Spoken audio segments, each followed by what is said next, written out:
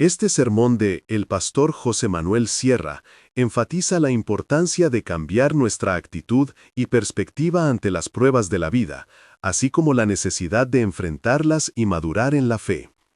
Utiliza historias bíblicas, como la de Moisés y otros personajes, para demostrar que las pruebas son una parte esencial del proceso de maduración y servicio a Dios. El pastor también aborda un problema importante que enfrentan muchos creyentes, que es el estancamiento en la fe y la falta de transformación interior, aunque asistan a los cultos y escuchen la predicación. Él afirma que si no hay un cambio real en el corazón, será difícil alcanzar la libertad y la paz que Dios quiere darnos. Solo cuando verdaderamente abrimos nuestro corazón y dejamos que Dios actúe, podemos vivir conforme al plan divino. Finalmente, el sermón resalta que las pruebas y situaciones difíciles no son casualidades, sino una parte del proceso que Dios quiere que experimentemos para aprender y madurar.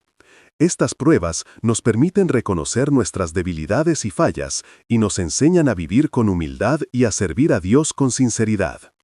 Un día fuimos a un restaurante, creo que era nuestro aniversario. No teníamos nada. Pero llega Elena toda contenta y me dice, me he encontrado en el suelo un billete de 20 euros. Le digo, mira, sí te invito esta noche al aniversario. Y fuimos y mientras estaba comiendo, encontré 2 cucarachas en el plato. Qué asco, ¿no? 2 cucarachas. Y entonces llamo ¿cómo llaman aquí? El camarero, el mozo, el mesero. Digo, venga un momentito, hágame el favor. Digo, mire, ¿esto qué es? Y el muchacho agarra el tenedor y me dice, esto, 2 cucarachas. Digo, ya sé, mijo, ya sé que son 2 cucarachas, pero ¿qué cosa? Dice, es que tenemos últimamente la cocina muy sucia, me dice. Digo, bueno, está bien. Y me dice Elena, vámonos. Digo, no, ¿cómo voy a ir si tengo hambre? Entonces puse las cucarachas así en un lado del plato y yo seguí comiendo. Así soy yo. Por eso cuando me dicen, pastor, ¿a usted le gusta esto? ¿A usted le gusta lo otro? Digo, me como lo que haga falta, no hay ningún problema, ¿no? Ahora, nuestra alma es diferente. A nuestra alma no se le puede dar cualquier tipo de comida, porque el alma también se enferma. Y a veces hay gente en la iglesia que no levantan cabeza, ¿me explico? Gente que siempre están decaídos, están tristes, oras por ellos, escuchan los mensajes, pero que no terminan como de arrancar, yo digo, ¿no? Y es que a veces no se dan cuenta ni ellos que tienen el alma enferma. Y a veces dice, ¿por qué me viene a mí de repente esa tristeza cuando yo estaba bien la semana pasada? ¿O por qué me pasa a mí esta cosa o aquella otra? Y es que uno tiene que ir al manual, a la escritura, y pedirle al Señor olfato y discernimiento espiritual. Y el Señor te va a mostrar probablemente qué es lo que está pasando en tu vida, que a lo mejor llevas años con esa enfermedad espiritual, esa enfermedad del alma, y tú ni siquiera te has dado cuenta.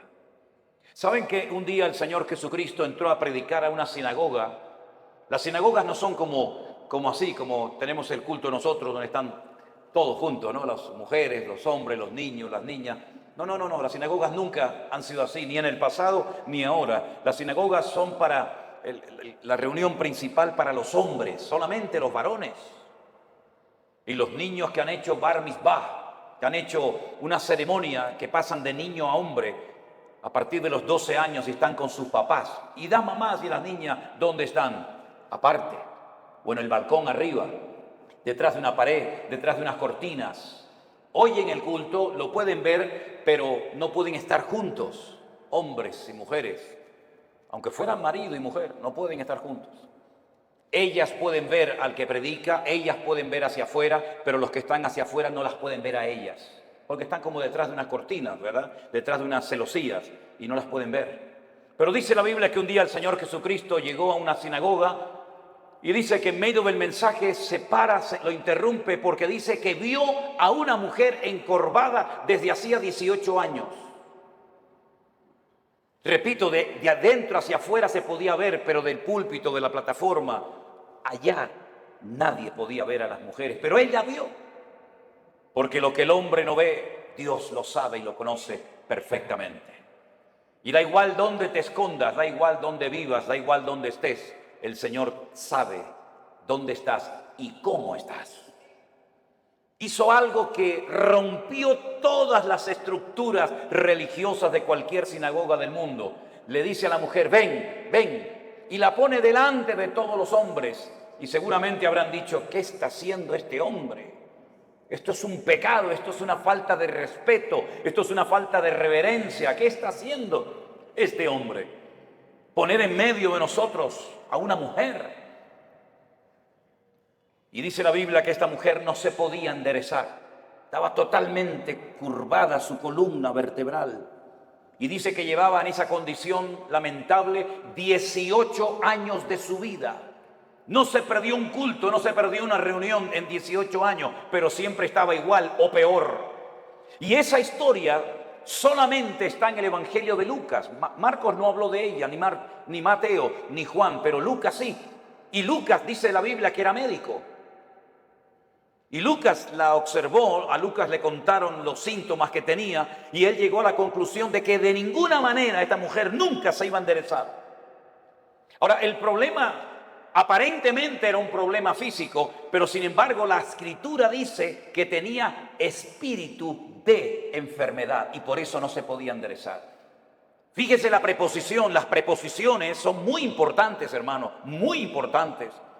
Como cuando el Señor le dijo a Moisés, desde hasta será tu territorio, pero no te salgas de ahí porque no te voy a dar nada, pero desde aquí hasta allí todo será tuyo. Las preposiciones en la Biblia son tremendamente importantes.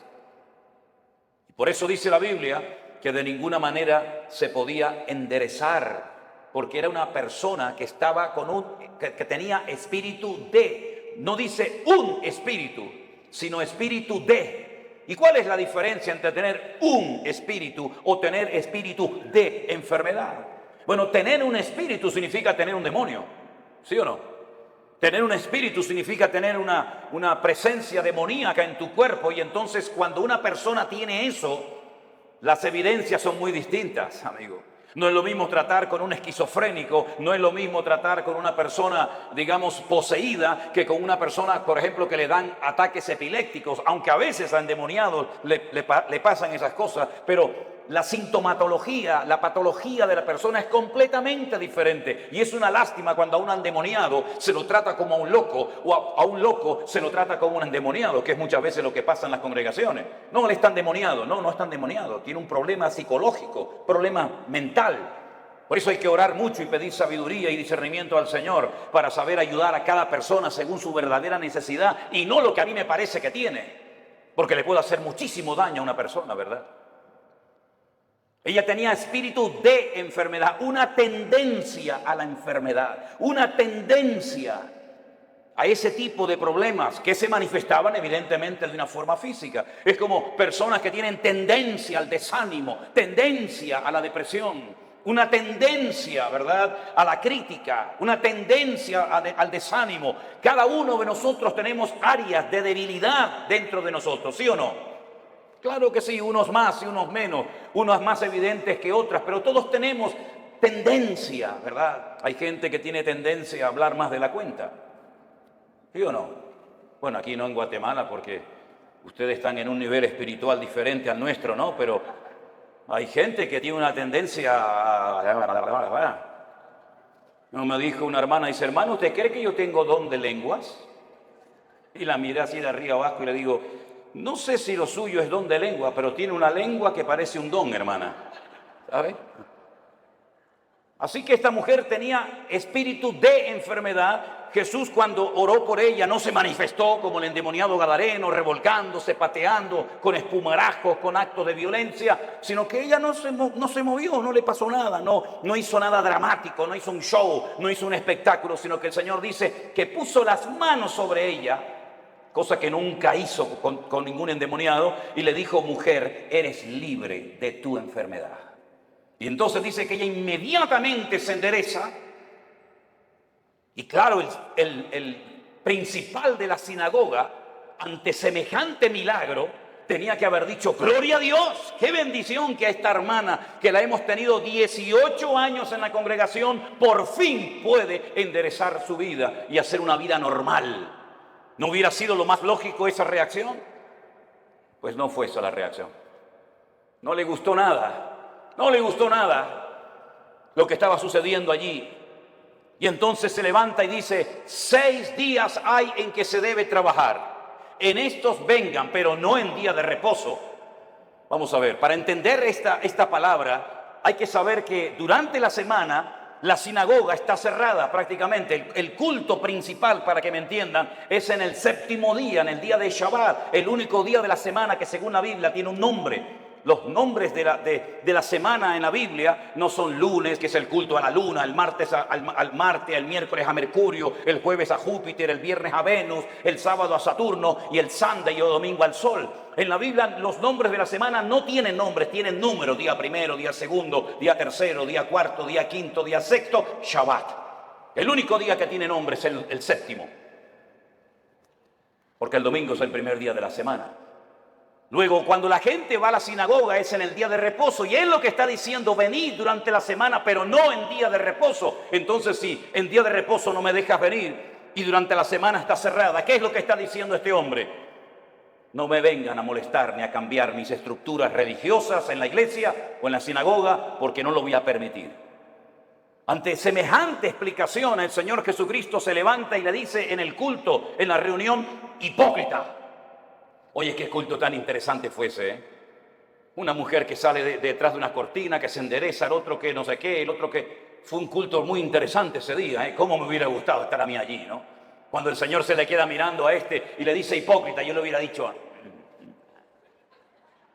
dale, Señor, dale más. Hipócrita. No se levantan ustedes en día de reposo, que según ustedes no se puede hacer esto, ni aquello, ni aquí, ni para allá, y desatan su buey del pesebre y lo llevan a beber, y luego lo traen otra vez. Y a esta hija de Abraham, que Satanás la tenía atada, la tenía ahí oprimida, no se le debía de desatar en el día de reposo. No dijo liberar, dijo desatar, que es diferente. ¿Cómo es posible que hayas tenido en tu congregación 18 años a una mujer en esta condición y no has movido ni un dedo? Y vengo yo y hace un milagro el Señor a través de su vida y su ministerio, y te enfadas y te enojas por lo que ha sucedido. ¿Saben que hay personas que no quieren que Dios les sorprenda? Hay gente que no quiere cambiar, hay gente que está cómoda, hay gente que está muy cómoda, muy apoltronada con su rutina religiosa, pero el Señor ha venido para romper estructura. El Señor ha venido a su casa a hacer lo que quiere, porque al fin y al cabo la iglesia no es suya ni mía. La iglesia es la casa de Dios y Él es la cabeza, yo soy el cuerpo. ¿Te vas a dejar sorprender por el Señor o ya lo sabes todo?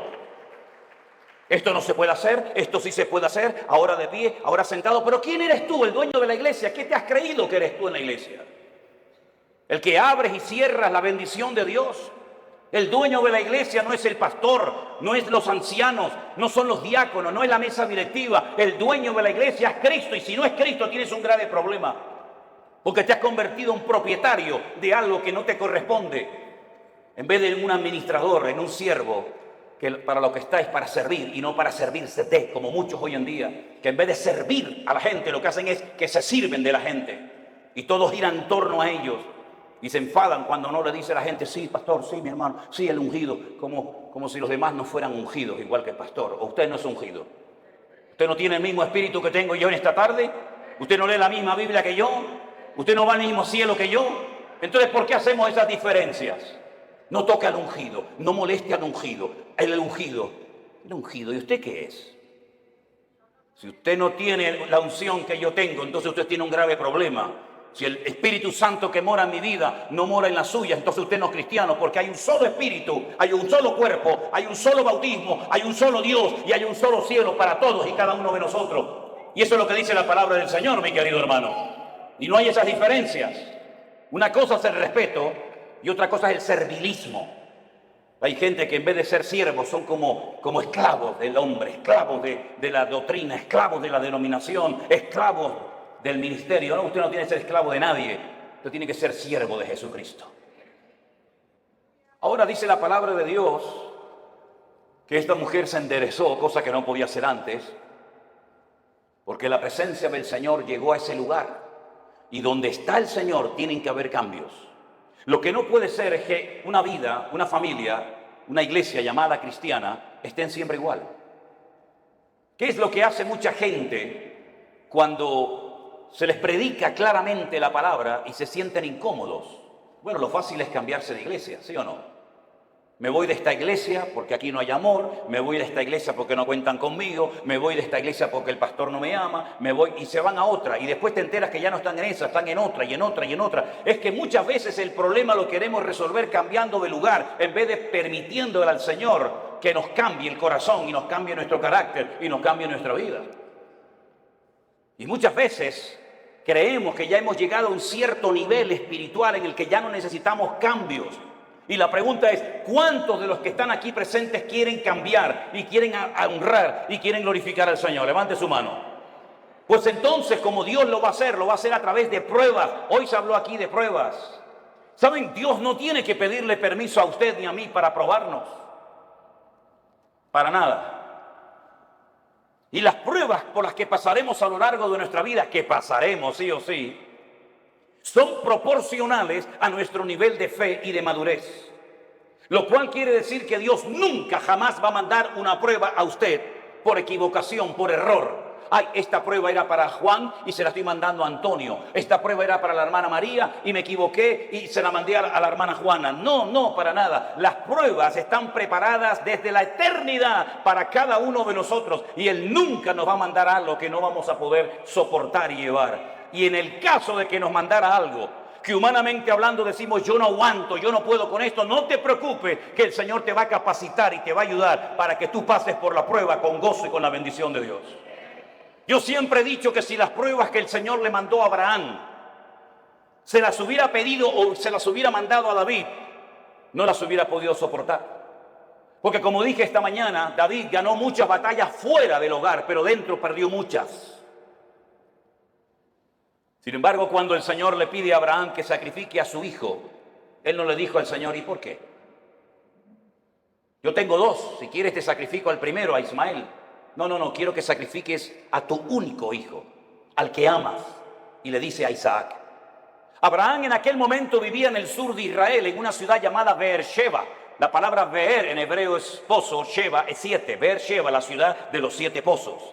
Él vivía en el sur de Israel. Beersheba en la actualidad es la capital del Negev, del desierto del Negev, del sur de Israel. Y el Señor le habla y le dice, ve al monte Moriah a sacrificarme a tu hijo. El monte Moriah está en Jerusalén. Es el monte donde tiempo más tarde se construiría el templo de Salomón. Él viajó, dice la Biblia, 3 días desde el sur de Israel hasta el monte Moriah. Y cuando llegan cerca del monte Moriah y lo ve de lejos, llevaba a algunos criados y él les dice a sus siervos, esperen aquí que nosotros iremos allí, adoraremos y volveremos. Fíjense qué interesante la palabra de Abraham. Iremos, adoraremos y volveremos. ¿Cómo que volveremos si Dios te ha dicho que van 2 y vuelve 1? Subiréis 2 al monte Moriah, pero a uno lo tienes que sacrificar y matarlo allí, y el que volverá serás tú solo. Pero no dijo eso Abraham, dice iremos y volveremos. No fue hasta el ministerio del apóstol Pablo, cientos, miles de años después de este acontecimiento, de la aquedá, como se llama en hebreo, de la atadura, que inspirado por el Espíritu Santo, el autor de la carta a los hebreos y también Pablo dijo que tenía este hombre tanta fe y tanta confianza en el Señor que si sacrificaba a su hijo, el Señor se lo podía levantar de entre los muertos. Nunca jamás en la historia Dios había resucitado muertos. Nunca había habido un precedente de un muerto que resucitara. Pero Abraham sabía, porque conocía a Dios. Y eso es muy importante, que tú conozcas la esencia de Dios para que sepas si esto viene de Dios o esto viene del diablo o sabe Dios de dónde viene esta prueba. Él sabía que si mataba a su hijo, Dios se lo podía levantar de entre los muertos. Cosa que metafórica o simbólicamente sucedió. Ahora, muchos se han imaginado toda la vida que Isaac era como un niñito pequeño, que si no quiere ir lo empujo y lo llevo a la fuerza. No se equivoque, no es así. Yo he visto en algunas iglesias y he visto en las escuelas dominicales que presentan a un niño de 7, 8, 9, 10 años, que el papá lo sube encima de un altar, lo amarra, saca el cuchillo y lo va a matar. Es que no es así lo que cuenta la Biblia. Si usted saca cuentas, podríamos ir por los textos para demostrarle lo que le digo. Isaac tenía en ese momento 40 años. 40 años tenía el hijo de Abraham. Y por eso dice que iban ambos juntos, porque Isaac no era tonto.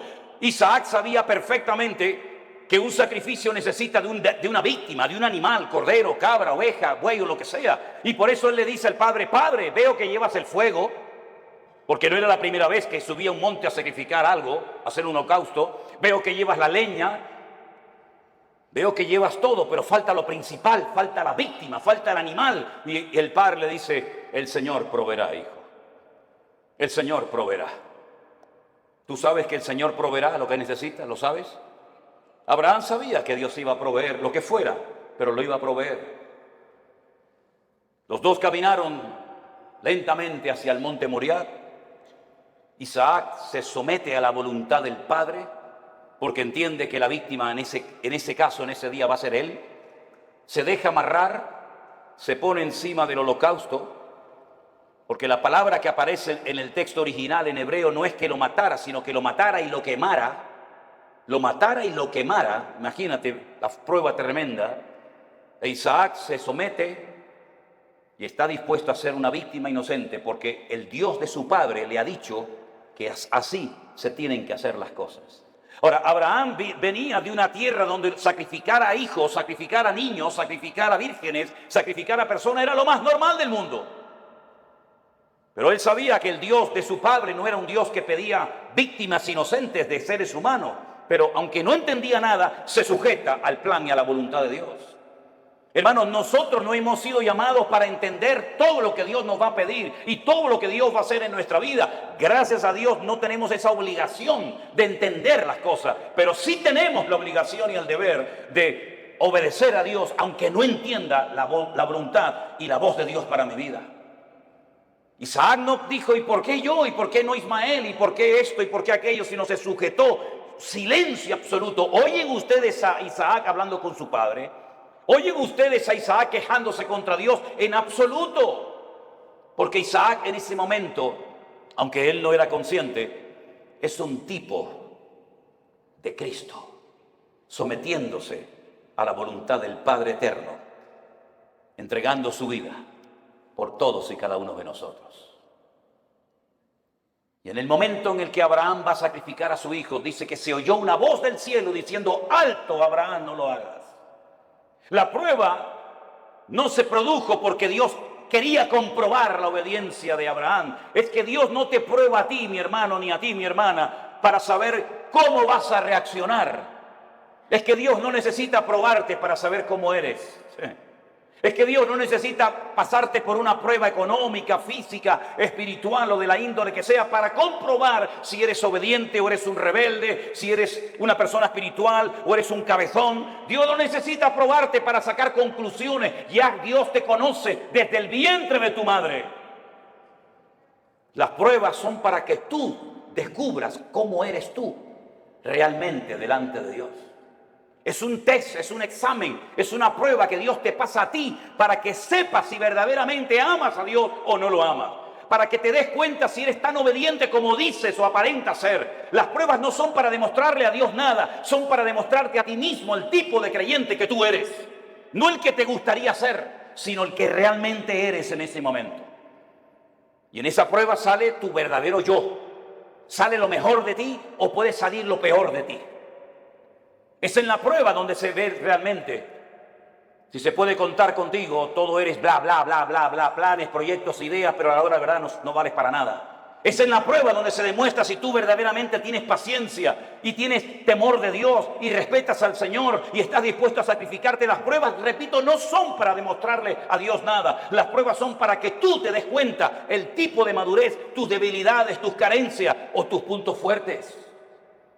Y es interesante notar que no fue necesario que Abraham sacrificara a Isaac, porque quedó bien claro para todo el mundo allí presente y para las futuras generaciones que Abraham era un hombre que amaba a Dios. Fíjense qué interesante que Abraham nunca leyó la Biblia. Abraham nunca leyó los Proverbios. Abraham nunca supo nada del Apocalipsis. Abraham nunca tuvo un pastor. Abraham nunca habló en lenguas. Abraham nunca jamás asistió a ninguna congregación. Pero entonces, ¿cómo tenía tanto conocimiento de Dios sin pastor, sin iglesia, sin escuela bíblica, sin iglesia virtual, sin nada? ¿Cómo llegó a conocer tanto ese hombre a Dios? Porque Abraham se terminó dando a conocer como el amigo de Dios. ¿Y por qué fue amigo de Dios? Porque Jesús tiempo más tarde dijo: ¿queréis ser mis amigos? Pues haced todo lo que yo os mando. Esos son los amigos verdaderos de Dios. Aquellos hombres y mujeres que, aunque no entienden lo que está pasando, ni cuánto va a durar la prueba, son capaces de someterse a la voluntad de Dios, sin entenderlo todo, pero que conocen a Dios por la comunión y por la relación que tienen con Él. ¿Cuántos dicen amén? Lo mismo le pasó a José. José nunca fue a ninguna iglesia. José nunca tuvo un pastor que le instruyera, que le ayudara, que le aconsejara. José nunca leyó la Biblia, pero cuando llegó el momento de la prueba más grande de su vida, él salió corriendo, porque él dice: ¿cómo voy yo a pecar contra mi Dios haciendo semejante cosa? ¿Cómo él sabía si no estaban los 10 mandamientos escritos? No estaba ni una palabra, ni una coma, ni una tilde de la Biblia escrita. ¿Cómo él sabía que eso no le agradaba a su Dios? Porque el que conoce a Dios sabe lo que a Dios le agrada y lo que Dios abomina. ¿Por qué hay tanta gente en las iglesias hoy en día que están todo el santo día pidiendo confirmación? ¿Me puede el Señor confirmar si estoy llamado o no? ¿Me puede el Señor confirmar si tengo que ir allí o no? ¿Qué confirmación necesitas tú, mi hijo? Lea la Biblia, métase en la comunión con el Señor y no va a necesitar que nadie le ponga la mano encima para que le diga lo que usted tiene que hacer. Esa dependencia enfermiza de la oveja, del pastor, como si el pastor fuera su papá, como si el pastor le tiene que decir: vaya al baño ahora. No, ahora no vaya al baño, vaya para allá. No, eso no es así. Hay que ya crecer, hay que madurar, hay que aprender a ser autodidacta, porque llegará el momento que no existirá iglesia virtual, que no nos dejarán predicar en YouTube, que no nos dejarán predicar en Facebook. Llegará un momento que nos arrancarán las Biblias, llegará un momento que nos perseguirán, y en ese momento todo lo que han aprendido, si es que han aprendido algo, es lo que te va a mantener firme contra los ataques que vendrán en el futuro, mi querido hermano. No dependa de mí, por el amor de Dios, no dependa de la iglesia, dependa del Dios Todopoderoso, aleluya. Y si no lo aprende, dudo que aguantes la prueba, porque la prueba solamente la aguantan los que aman a Dios. Yo he descubierto eso, hermanos. Las pruebas no las sacan con buena nota, con buena calificación los que han aprendido a cantar muy bien. Las pruebas no las aprueban aquellos que saben, digamos, predicar muy lindo. No, las pruebas las aprueban con muy buena nota los que en el fondo aman a Dios con toda su alma y con todo su corazón. Porque cuando una persona ama, hace cualquier locura. Cuando una persona ama, está dispuesta a poner a un hijo sobre un altar y degollarlo como si fuera una bestia. Cuando una persona ama, es capaz de oír de los labios de Cristo: vas a morir crucificado como yo. Y Pedro dice: tú sabes que yo te amo, Señor. Cuando una persona ama, está dispuesta a estar solo en una cárcel, sabiendo que no estoy solo, sino que Él está conmigo y puedo terminar mi carrera y guardar la fe. Y cuando uno ama a Dios de todo corazón, puede escribir una carta diciendo: en mi primera defensa ninguno estuvo a mi lado, todos me desampararon. Pero no lo habla desde la amargura, no lo habla desde el rencor o el resentimiento, sino que dice: no se preocupen, hermano, Demas me abandonó, Alejandro me causó muchos males, el otro se fue por aquí, el otro se fue por allá, me sacaron de la celda, me llevaron al juicio, nadie estuvo a mi lado, pero el Señor estuvo a mi lado y me dio fuerzas, aleluya, y me guardó de la boca del león. En el peor momento de su vida, cuando todos, Timoteo, Tito, Priscila, Aquila, Silas, el otro tenían que estar con Pablo, ni uno apareció, pero el Señor estuvo a mi lado y me libró de la boca del león y me seguirá librando. A Él la gloria y la honra y el imperio por los siglos de los siglos, dice Pablo. A ese nivel tenemos que llegar. A ese nivel de fe, a ese nivel de madurez, a ese nivel de esfuerzo y sacrificio es al que tenemos que llegar todos y cada uno de nosotros. Porque todos vamos a ser probados en mayor o en menor medida. Y dice la Biblia que los que son fieles y aman al Señor, Dios nos guardará de la hora de prueba que ha de venir sobre todas las naciones de la tierra. Hace años atrás la gente de Europa venía a América, cuando el continente europeo quedó totalmente arrasado por la Segunda Guerra Mundial. Alemania quedó destrozada completamente, Italia quedó destrozada, toda Europa plagada de muertos, edificios derrumbados, familias destruidas, 6 millones de judíos asesinados en los campos de exterminio nazi. No había esperanza, no había trabajo, no había comida, no había nada. La gente cogía un barco y se iban a Argentina, se iban a Cuba, se iban a Venezuela, como mis antepasados se fueron en barcos de vela a Cuba, Argentina, a Venezuela, porque eran países que ofrecían una esperanza a millones de personas que lo habían perdido todo, padre, madre, salud, casa, de todo. Pero ya eso pasó a la historia, mis queridos hermanos. Y más ahora que hemos conocido y hemos descubierto la perla de gran precio, que es nuestro Señor Jesucristo. Yo no necesito ir a los Estados Unidos para ser bendecido. Yo no necesito irme a países árabes o a Dubái, porque allá hay mucho trabajo. ¿Es que acaso el Dios de Guatemala o el Dios de Nicaragua o el Dios de Haití o el Dios de Cuba o el Dios de Japón es más pequeñito que el Dios de allá? ¿No ha dicho el Señor, yo estaré contigo todos los días hasta el fin del mundo? ¿No nos ha demostrado el Señor que Él es el dueño de la plata y del oro? Que no es mi esfuerzo personal, sino es la misericordia y la grandeza de Dios lo que a mí me permite hoy comer, vivir, respirar y tener victoria en mi vida. Permítame decirles que este muchacho que estuvo a punto de ser sacrificado, imitando o intentando imitar el ejemplo de su padre, cuando hubo miseria y los animales no tenían pasto para comer y faltaba el agua en los pozos, él sintió en su corazón hacer lo mismo que hizo su padre, que ir a Egipto. Oye, cada vez que había hambre y miseria en Canaán, siempre había de todo en Egipto. Nunca faltaba el agua, nunca faltaba el pasto, siempre en Egipto había de todo. Y el Señor le dice a Isaac, no vayas a Egipto. Pero Señor, mi padre fue a Egipto. Claro, claro que tu padre fue a Egipto. Y Egipto se le metió en su casa.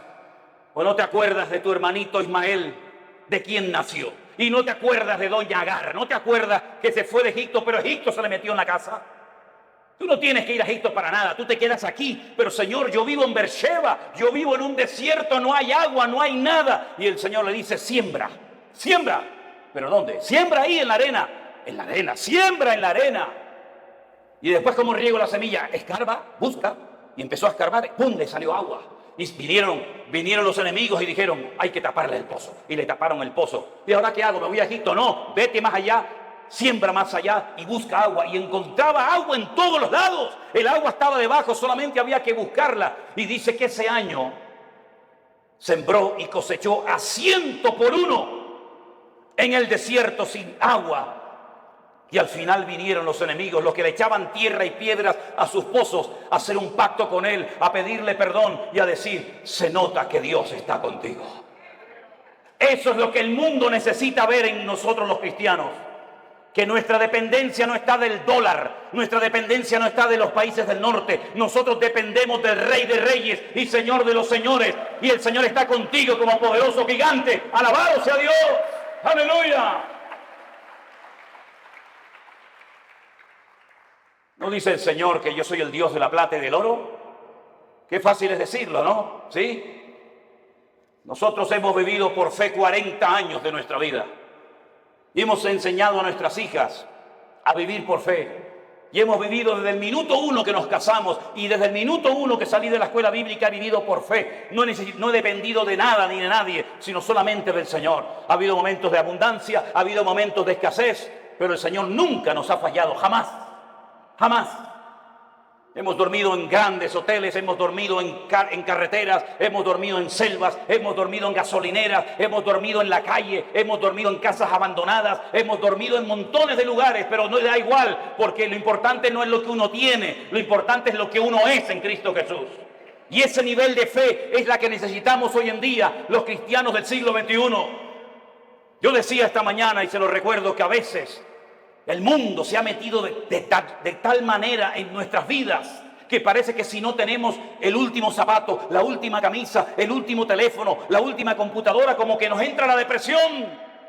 Y yo pregunto, ¿qué tenía Pablo? ¿Qué tenía Pedro? ¿Qué tenía Santiago? ¿Qué tenían nuestros hermanos en la Segunda Guerra Mundial? No tenían nada, pero cuanto menos tienes es cuanto más el Señor está contigo. Y esa es la vida que el Señor quiere que vivamos. Por eso yo siempre he predicado y lo digo. Hermanos, la Biblia que predicamos es la misma. El Espíritu Santo es la misma. El Salvador es el mismo. El poder de Dios es el mismo, pero la iglesia no es la misma. No, la iglesia no es la misma. He conocido cristianos en Estados Unidos, mejor dicho, pastores, que me dicen, ¿saben lo primero que me pregunta una persona cuando viene a nuestra iglesia pensando en la posibilidad de hacerse miembro de la iglesia? Digo, no. Dice, ¿tienen buenos aparcamientos, buenos estacionamientos para los carros aquí? Sí. ¿Tienen aire acondicionado las clases de los niños? Sí. ¿Las butacas de la iglesia son de madera o son así mulliditas? Y cuando pasan la lista y tienen todo lo que sus necesidades demandan, ¿se hacen o no miembros de esa iglesia? Yo te mandaría un tiempo a África, a Corea del Norte, a Irán, a Pakistán y a lugares donde los hermanos a escondidas de noche tienen que ir con un pico y una pala a romper bloques de hielo así de gordo y bautizarse en lagos helados para que no los maten las personas que están a su alrededor.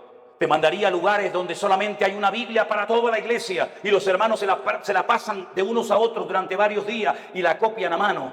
Y yo tengo Corintios, yo tengo Efesios, yo tengo Gálatas, yo tengo Romanos, yo tengo los Proverbios, porque hay una sola Biblia para toda la iglesia. Cuando estábamos en Kenia y nos enfermábamos y lo primero que pensábamos era en ir al médico, los de allí nos decían, no hace falta. ¿Cómo que no? Dice, no, vamos a orar, vamos a orar. Porque sabían que tal vez no tenían dinero para medicinas, pero tenían a su alcance el poder de Dios. Nos hemos hecho tan burgueses espiritualmente hablando, que si se retrasa la comida 10 minutos ya nos ponemos nerviosos. Nos ponemos tan nerviosos cuando faltan determinadas cosas. Y después algunos me dicen, no, yo quiero servir al Señor. Me vino uno una vez a la iglesia y me dice, yo quiero servir al Señor. Y estaba de pie y yo estaba poniendo la moqueta en la iglesia con un señor ya muy mayor. Y le digo, ¿y por qué no te agachas y me ayudas a poner la moqueta de la iglesia? Y me dice, es que yo soy cantante. Yo soy músico. Digo, tú eres un idiota. ¿Cómo que cantante y músico? ¿Los cantantes y los músicos no trabajan? La Biblia dice que el que no quiere trabajar, que no coma. Es decir, que se muera de hambre. Eso dice la Biblia, ¿eh? No quiere trabajar, no coma. Y el que no come ya sabe lo que le pasa. ¿No trabajaba el Señor? Dice, yo trabajo y hago la obra del que me envió. En otras palabras, mis queridos hermanos, la iglesia tiene que despertar y darnos cuenta de que si la iglesia sigue viviendo como ha vivido en estos últimos 30, 40, 50 años, por eso la iglesia entró en una decadencia, por eso el mundo se metió en la iglesia, por eso la gente ha salido herida, por eso la gente ha comido veneno y comida caducada en las congregaciones. ¿Por qué? Porque nos hemos agarrado a cosas y hemos convertido la iglesia en el campo, cuando la Biblia dice que el campo es el mundo, no la iglesia. Y por eso para algunos la iglesia virtual era una locura, porque necesitan el púlpito, necesitan la banca, necesitan tocar. Y el Señor nos ha enseñado que sin púlpito, sin banca, sin nada, el Señor ha alimentado y bendecido a su pueblo en todas las naciones de la tierra. Por eso yo les animo a todos y a cada uno de ustedes que no olviden todo lo que hemos aprendido desde marzo del 2020 hasta el día de hoy.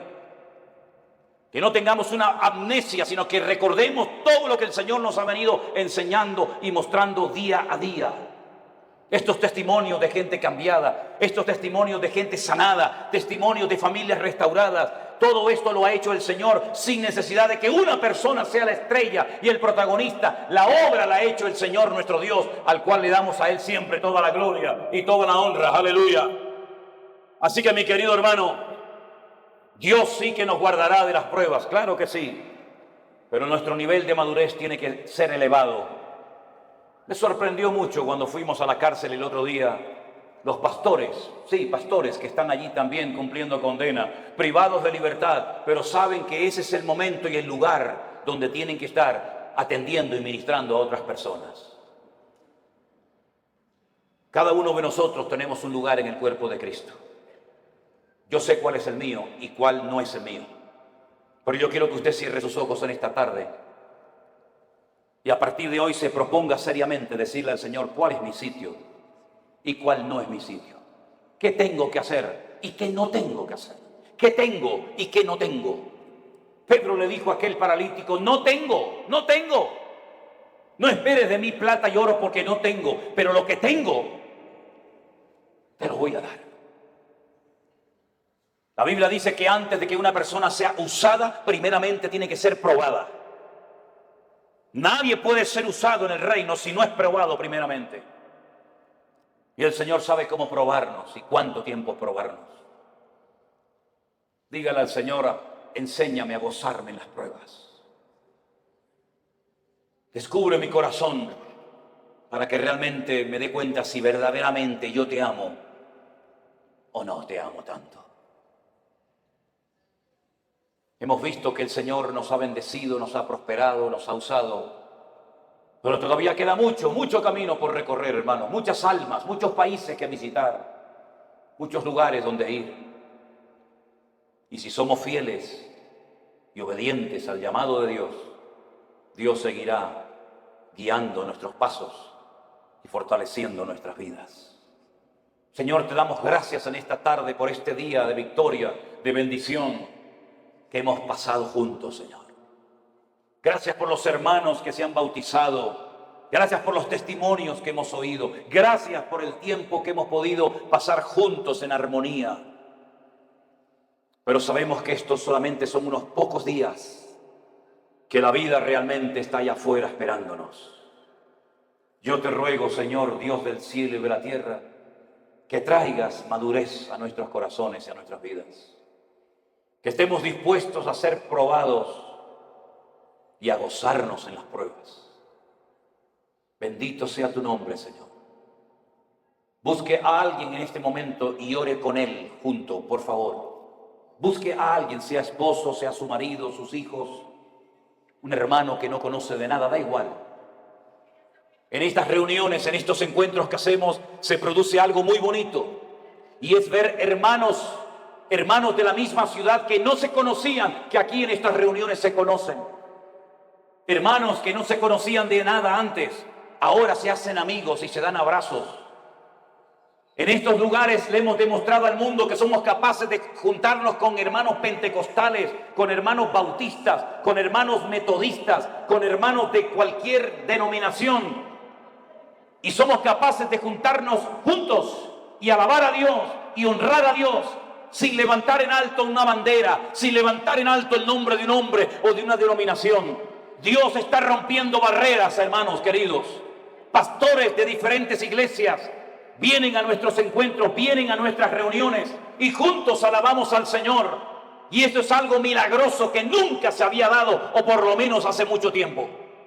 Aquí nos juntamos hermanos de diferentes nacionalidades, ricos, pobres, blancos, negros, hermanos que tienen una tendencia denominacional, hermanos que tienen otra creencia denominacional, hermanos que levantan las manos, hermanos que no levantan las manos, hermanos que hablan en lenguas, hermanos que no hablan en lengua. Eso es lo de menos. Lo que nos une no es eso, lo que nos une es el amor de Dios. Y lo que queremos es impactar al mundo con el amor de Dios en nuestros corazones. Aleluya.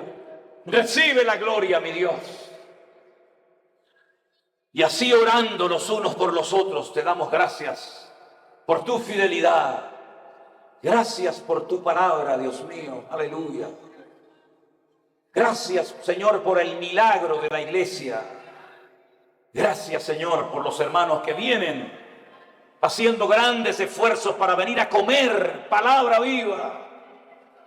Que nunca se pierda este amor, esta unidad, esta armonía, sino que nos mantengamos unidos y ahora más que nunca. Bendiga a su hermano, dígale, Señor, bendice esa casa, bendice esa familia, bendice a ese hombre, ese anciano. Llénalo de tu nube de gloria, Señor. Y dígale, hermano, me comprometo delante de mi Dios a dejar mis prejuicios a un lado. Me comprometo delante del Señor a dejar las diferencias a un lado y amarnos como tú nos has amado. Padre Celestial, aleluya. Gloria a tu nombre. ¿Qué nota es? Dale un tono más alto, si puede ser. Oh, gracias, Señor. Abrace a su hermano, dígale, hermano, Dios te bendiga. Le amo, querido hermano. Pónganse de pie y salúdense. Salúdense, conozco los santos los unos a los otros. Aleluya. Gracias, Señor. Aleluya. Rey de reyes, Señor de señores, admirable. Consejero, Dios fuerte, Manuel, Dios con nosotros. El Cordero que fue inmolado, eres digno de tomar el poder, las riquezas, la sabiduría, la fortaleza, la honra y la gloria y la alabanza por los siglos de los siglos. Amén. Vamos. Rey de reyes, Señor de señores, admirable. Cántenles al Señor, hermano, cántenle a Él. Sí, Señor. Amén. Y el Cordero que fue inmolado, eres digno de tomar el poder, las riquezas, la sabiduría, la fortaleza, la honra y la gloria y la alabanza. Amén. Vamos, iglesia, arriba. Rey de reyes, Señor de señores, admirable. Consejero, Dios fuerte, Manuel, Dios con nosotros. El Cordero que fue inmolado, eres digno de tomar el poder, las riquezas, la sabiduría, la fortaleza, la honra y la gloria, la alabanza, verte por los siglos de los siglos. Amén. Vamos, aleluya. Rey de reyes, Señor de señores, admirable. Consejero, Dios fuerte, Manuel, Dios con nosotros. El Cordero que fue inmolado, eres digno de tomar el poder, las riquezas, la sabiduría. Aleluya. La honra y la gloria por los siglos. Fuerte, vamos. Muévete, mi Dios. Aleluya. Llena este lugar con tu gloria, Rey y el Señor del Señor. Muévete, Señor, en cada vida. Toca, Dios, en el nombre de Jesús. Dios fuerte, Manuel, Dios con nosotros. El Cordero que fue inmolado, eres digno de tomar el poder, las riquezas, la sabiduría, la fortaleza, la honra y la gloria. Amén. Por los siglos de los siglos. Amén. Por los siglos de los siglos. Amén. Por los siglos de los siglos. A ver ese aplauso fuerte. Amén. Aleluya. Gracias, Señor. Amén. Y amén. Aleluya.